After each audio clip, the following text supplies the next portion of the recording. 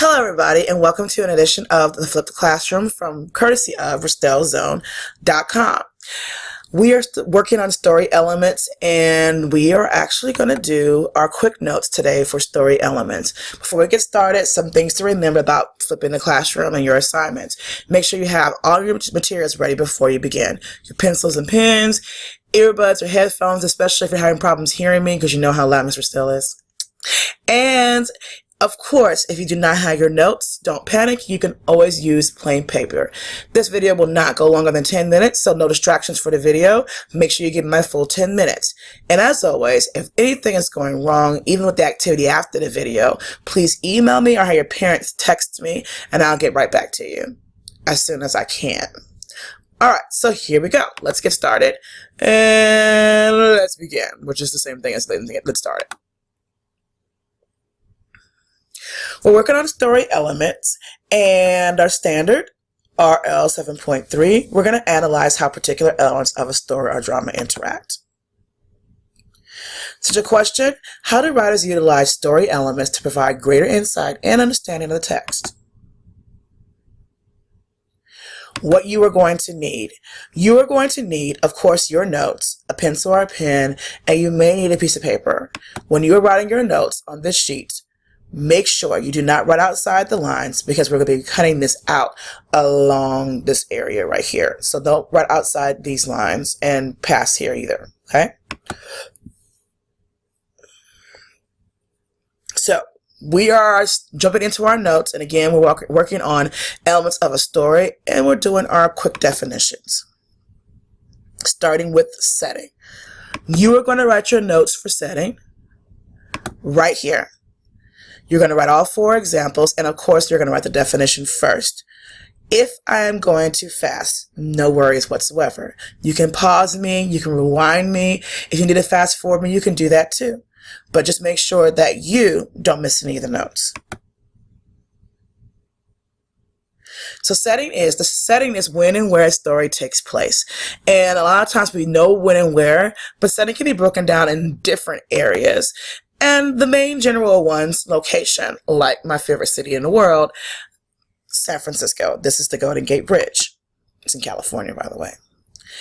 It can be broken down into the environment that the person or the character is in.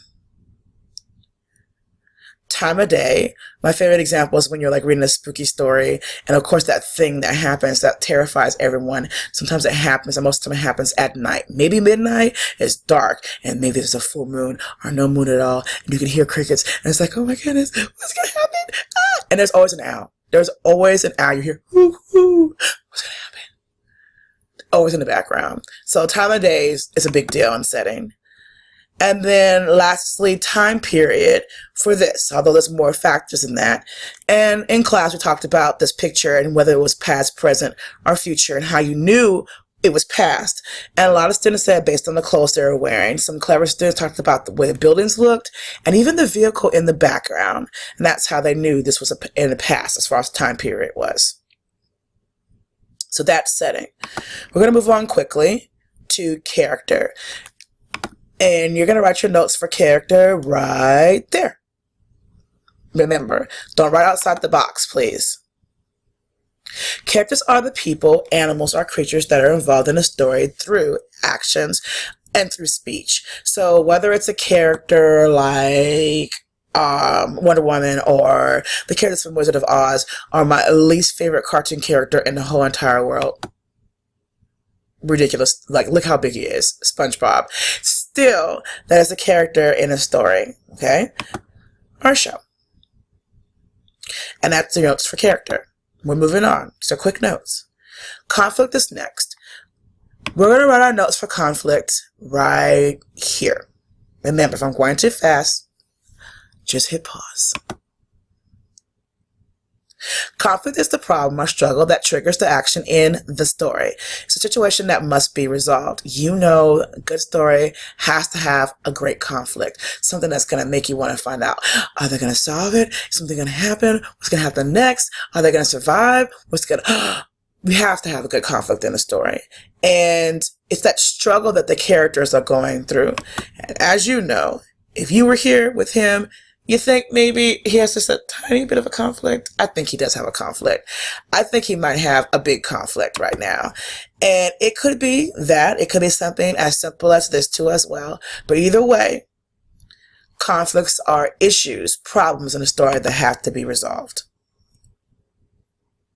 Moving on. Plot. Plot is the series or sequence of events and actions in a story. And I kind of jumped ahead of myself. You are writing your notes for plot right there on your sheet or on your plain paper. And there it is again.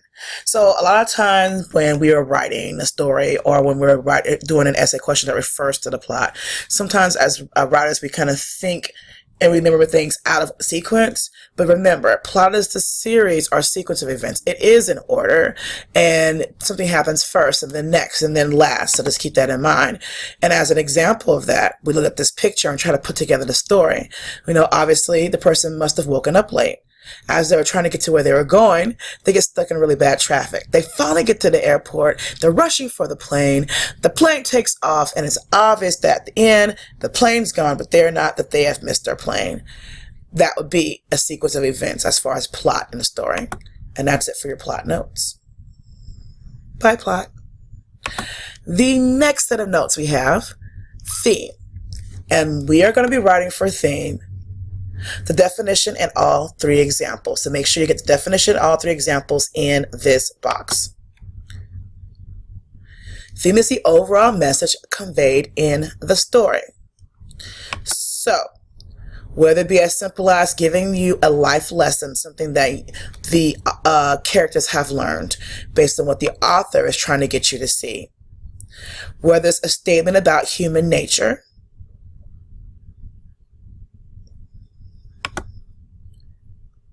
or whether maybe at the end you do get it, it's obviously stated and not just implied, a moral of the story. All of these things lead to the theme.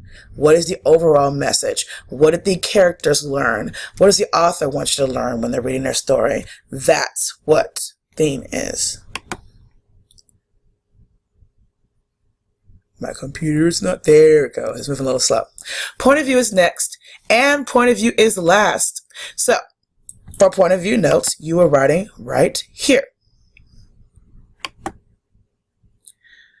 Point of view is the perspective or angle in which a story is told. So it's very important when you are dealing with point of view that you answer one simple question. And that one simple question is, who is telling the story? So whether it be as simple as, they're not going to let me click on it, but I can drag it over. In the Wizard of Oz, the book, and the new book, Wicked, which is not so new now, but it was new then, which was turned into a Broadway musical. Instead of it just being a story that was told in Dorothy's point of view, it ends up being told in the point of view of the Wicked Witch of the West. So that's who was telling the story. And then I think y'all are familiar with the true story of the Three Little Pigs.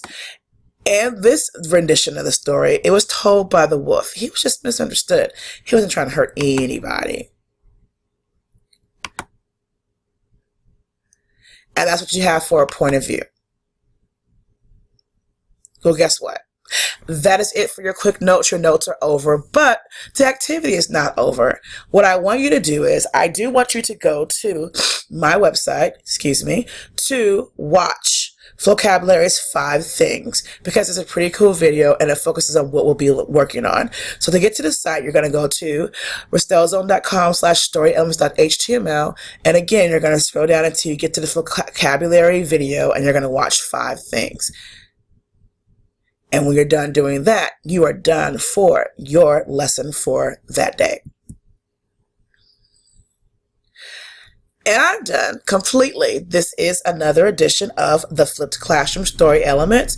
And this is Mrs. Restell saying, I will see you in class. Thanks.